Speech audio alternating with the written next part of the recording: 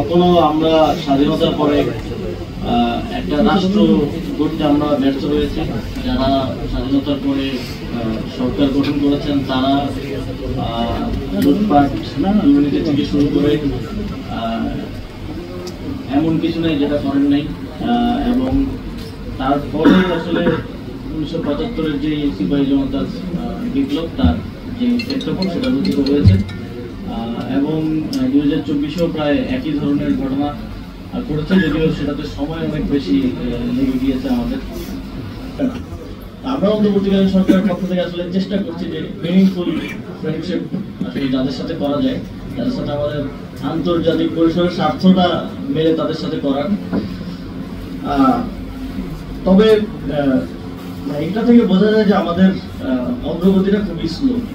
আমরা প্রতিটা বিপ্লবের পরে বাংলাদেশে তো গণঅভ্যুত্থান, একটা মুক্তিযুদ্ধ হয়েছে, তারপরে সিপাহী জনতার বিপ্লব হয়েছে, 90-এর গণঅভ্যুত্থান হয়েছে, 24-এর গণঅভ্যুত্থান হয়েছে, কিন্তু অগ্রগতিটা আসলে কতটুকু হয়েছে সেটা আমাদের পর্যালোচনা করার আসলে অনেক কিছু আছে।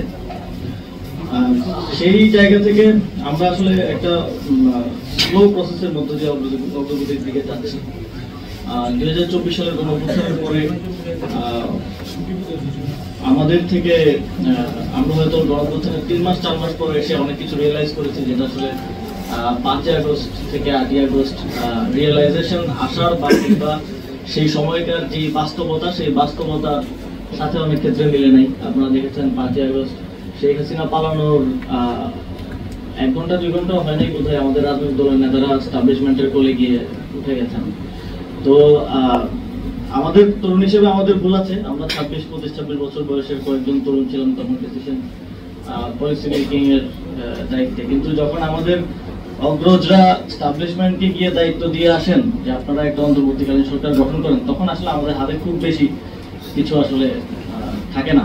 আমরা চেষ্টা করেছি তাদের সাথে যোগাযোগ করতে যে আপনারা যায়েন না, এবং সেদিন রাতের পরবর্তী সংবাদ সম্মেলনে আমাদের মধ্যে এটা হচ্ছিল যে সংবাদ সম্মেলনে আমরা তাদেরকে, যারা ওইখানে ছিলেন, চ্যানেল 24 হয়তো আমরা ছিলাম, তারা হয়তো রিকল করতে পারবেন, আমরা সংবাদ সম্মেলনে এটা বলবো কিনা যে তারা জাতীয় বেঈমান, এই ধরনের আলোচনা আমাদের মধ্যে সেদিন হয়েছিল।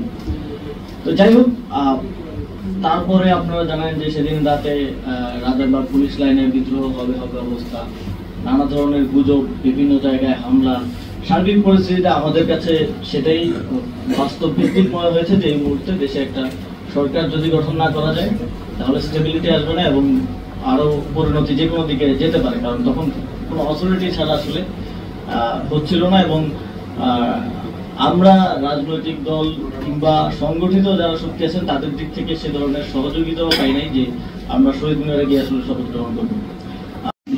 যারা স্টেক হোল্ডার তাদের মধ্যে কেউ কেউ সংস্কার বিরোধী রাজনীতিটা করলো, মানে এটার আউটকামটা আসলে দেশের জন্য কি আসলো, এটা একটা প্রশ্ন।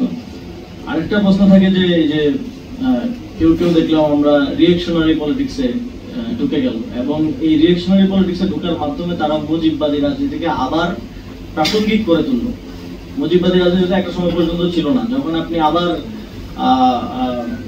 জাতীয় সঙ্গীতের বিতর্কে ঢুকলেন, যখন আপনি আবার এই রিয়েকশন দেওয়া শুরু করলেন নতুন রাজনীতি বিনির্মাণ না করে, তখনই কিন্তু মুজিববাদী রাজনীতি আবার প্রাসঙ্গিক হওয়া শুরু করলো এবং যতদিন যাচ্ছে তত বেশি প্রাসঙ্গিক করে তুলছেন আপনারা। এটা দিয়ে আসলে আমাদের কি উপকার হলো বা দায়টাই দরকার। আর খুব জনপ্রিয় একটা শব্দ নতুন রাজনৈতিক বন্দোবস্ত, কিন্তু দুঃখজনকভাবে আমরা এখনো জানি না যে আসলে নতুন রাজনৈতিক বন্দোবস্তটা কি, মানে এটা কি জিনিস।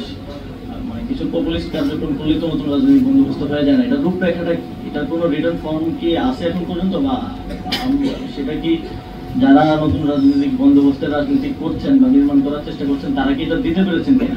আমিও আমার এই ক্যাপাসিটি থেকে বেরোলে আমিও রাজনীতি করবো, তখন আমার আসলে বুঝতে হবে যে আসলে নতুন রাজনৈতিক বন্দোবস্ত জিনিসটা কি বা এটা কোথায় আছে। আমাকে যদি কেউ একটা লিফলেট বা একটা পেপার না দিতে পারে যে এটা নতুন রাজনৈতিক বন্দোবস্ত, তাহলে আমি কিসের আশায় কোন নতুন রাজনৈতিক বন্দোবস্তের দিকে যাবো সেটা তো আমি নিজেও কনফিউজ হয়ে যাবো।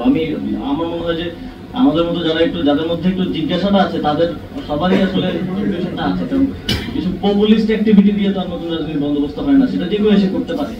আপনার রূপরেখাটা কোথায় সেটা